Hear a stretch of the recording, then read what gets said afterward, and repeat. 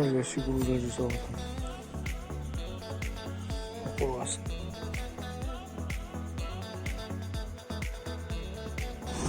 Так, жігіттер, мынау скользящий грузілдің қалыбы, мынау алюмин сырты. Мынау деген жаңа белсебеттің спицасы ғой. Мына екі ортадан жүріп тұр. Мынаған полный құйылғаннан кейін жаңаға тартып, мынаны алып тастаймыз да, сосын мынаны қағып жіберсек, ішіне түседі. Мына керемет әдемі грузілдер түседі. Осыны мысалы сатып алсаң бәленбай ақша.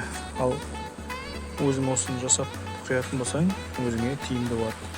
Неге десең, қаншама грузілдер үзіліп қалып жатыр, жаңағы қармақтар кетіп жатыр судың астына. Зацеп көп қой. Біздің жайықтың астында таза емес. Сол себепті міне біздер на ходу тек осы жерден келеміз. Мынау қорғасын деген бұл мана кабель бар ғой. Соның сырты, содан қалғанда қорғасын, соны ертіп балқытып қойып, горелкамыз бар. Тек на ходу құямыз да шығара береміз. Құйылған қорғасында суға батырамыз да қағып жібереміз. Ешқандай қиындық жоқ.